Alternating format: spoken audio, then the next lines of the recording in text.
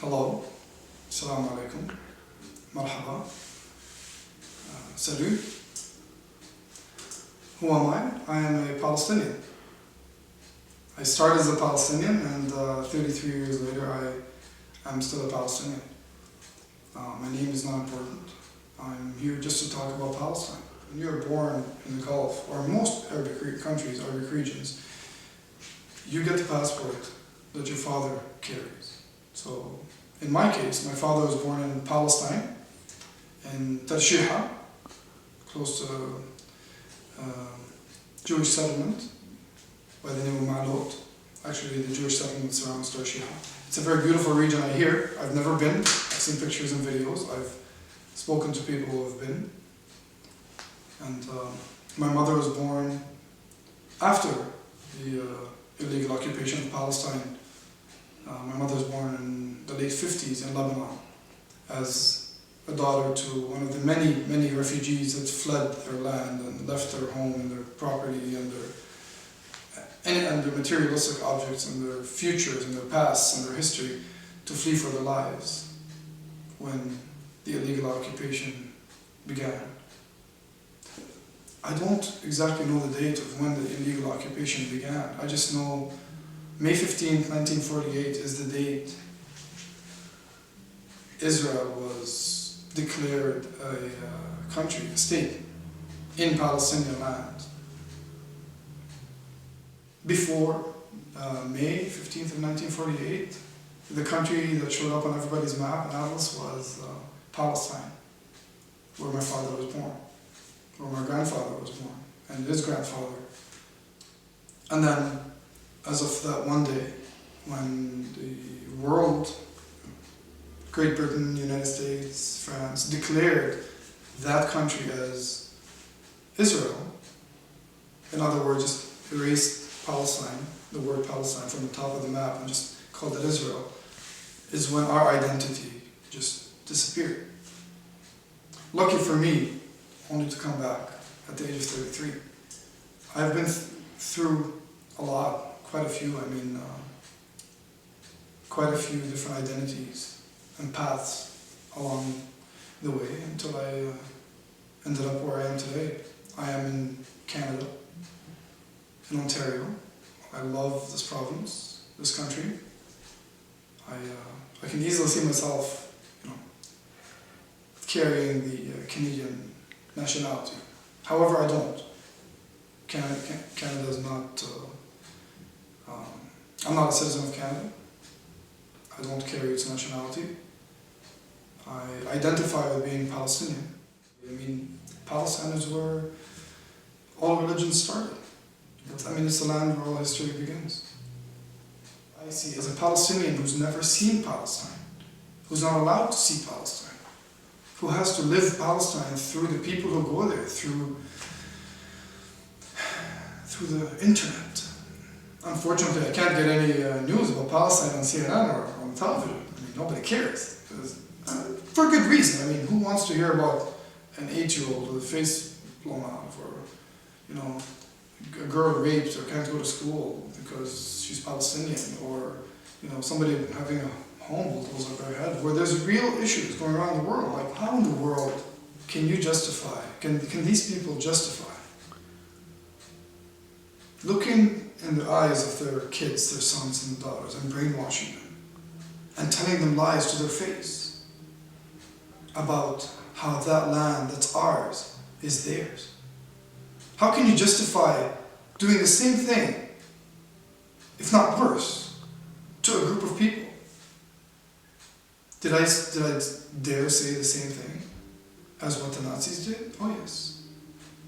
What does Israel have that reminds me of what the Nazis did? Concentration camps, let's see. Gaza, the West Bank, can they be defined as concentration camps? Let's look at Gaza for a second. Open air concentration camp.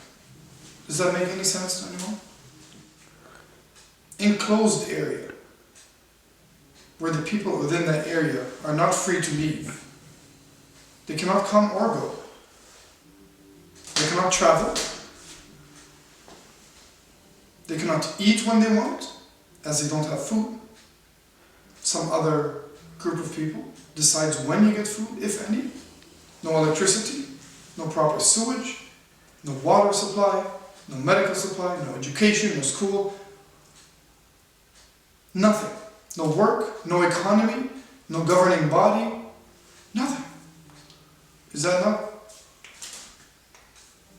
a concentration camp? People are dying there. It's raided. Gaza's raided so often, we don't even hear about it. We only hear about it when Wolf Blitzer and CNN decide, wow, there's enough missiles going on and bombs going on where it looks like a movie. Then we can, show it on CNN. Otherwise, it's just boring. What? A couple of kids died. Who cares? Let me tell you why I care. I am a 33-year-old man. I have a 2-year-old daughter too. A 33-year-old man with no identity, no certificate of identity, no permanent residency in any country in the world, never had one. No passport, never had a passport, had to always carry a refugee travel document. No permanent rights anywhere. I cannot go to any country and work without authorization. I cannot live in any country without a visa or residency, including Canada. I cannot file a grievance with any government. I mean, why is Palestine important? Why am I a Palestinian? For all the mentioned reasons, but should I not care? I don't have to be a Palestinian to care about Palestine. Palestine is a cause that any human should be proud to take, carry on their shoulder, represent. I proudly represent. I don't put this on for a documentary. My scarf is ever, Palestine is in my mind, body and soul. It's on my skin. It's in my heart. It's always in my words. It's in my actions. So imagine how a group of people, can live right next door to another group of people. I mean literally a wall between you, separating you. And on one side it's like 2014, and on the other side it's like 1914. You see the fence? Did you see the caged entrance ever into Israel? Line up, not for hours, for days sometimes. Just hoping, maybe, just maybe, they'll feel bad for 2 or 3 of us and let us in and make a couple of bucks.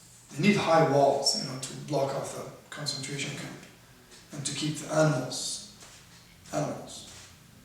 inside. Why do I say animals? Why am I calling Palestinians animals? Am I being sarcastic? It's in my mind.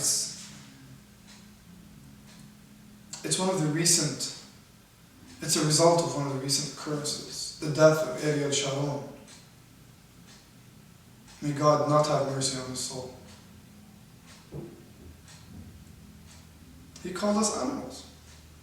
And he was voted into power by the Israelis. Yes, the same people that very few of speak of peace. He not only called us animals, he treated us like animals. Sabra and Shatila. Please Google.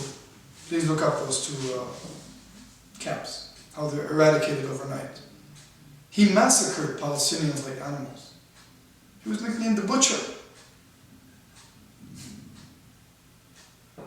How is it fair that these people can live on my land, on our land, have paperwork that shows they own the land and have owned the land, where a Palestinian family could show the same papers to the Israeli court, and the Israeli court is going to throw out the Palestinian papers. Every day this happens. How is it fair that this land that was given to this group of people, the Zionistic group of people, the Zionists, keeps getting bigger? In today's world, there's nothing left, but it keeps growing. The size of the land. Israel in 1948 is not the same as it was in 67, or 70s, or 80s, or 90s.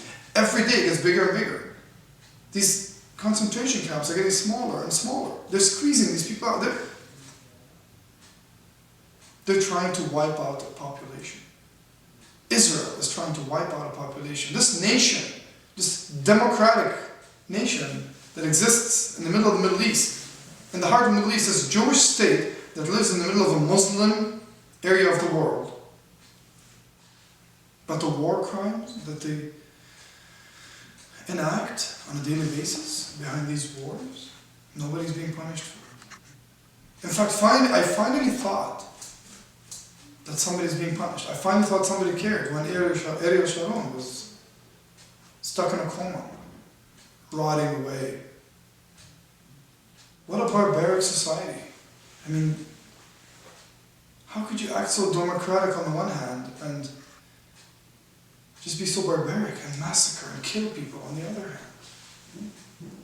How can you teach your children that it's okay to spill the blood of these people, that they're the enemy, that it's okay? How can you teach your children that? How can you teach them that they are rightful owners of a land that does not belong to them? Why is it that I'm taught by my father that we're cousins and we cannot hate them, but they are taught that it's okay to hate and massacre and spill our blood? I want to live. I have a 2-year-old and she deserves to live knowing that she's Palestinian and be proud. She carries a Canadian citizenship. It should make things easier for her. But I will make sure she understands she is a Palestinian. Do you really think you can eradicate Palestinians? And even, let's just make this assumption that you can kill every single Palestinian in Palestine. What about the millions of us outside of Palestine who educate people, who talk to people about our plight? Yes, our plight. I share the plight. Yes, I've never been because Israel does not let me go. But it's my plight. I'm a 33-year-old Palestinian refugee till today. Nobody can dare say, what do I know about it? I've never been there. Well, that's a good example. I can't go there. It's inhumane to stand by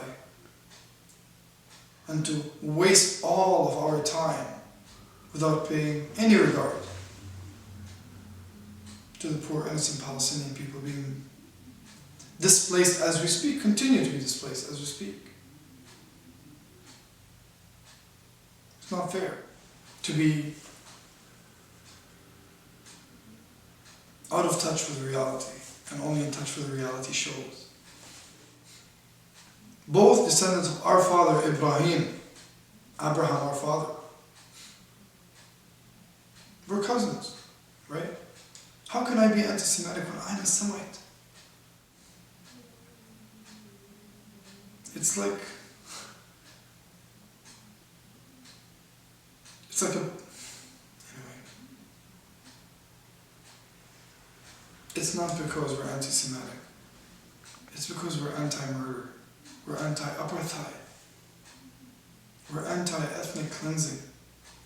We, Palestinians. Israel will never be charged. Ariel Sharon died a hero to some people. I mean, come on.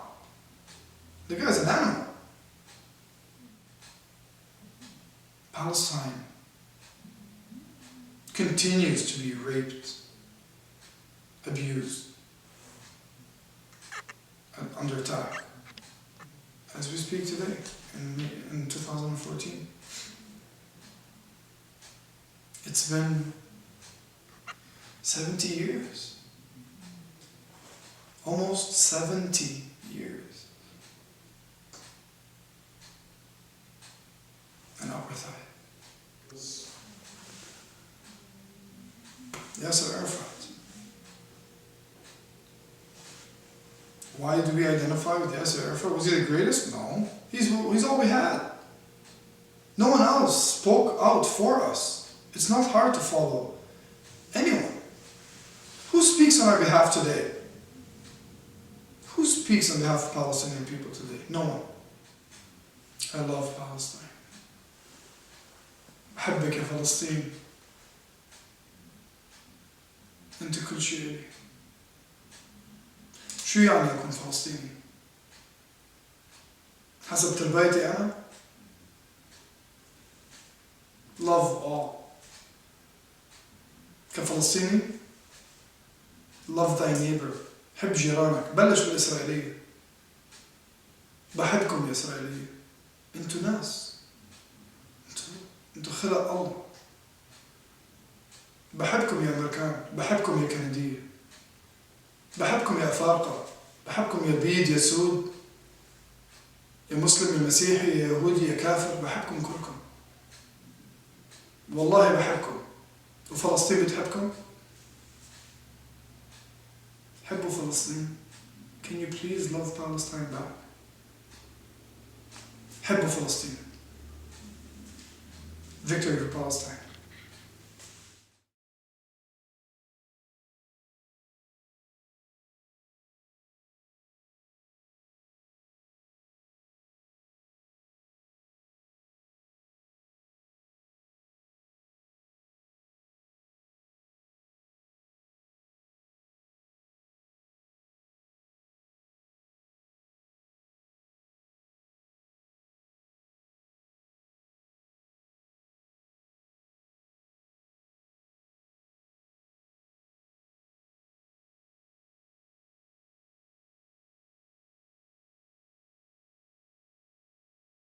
This is so amazing because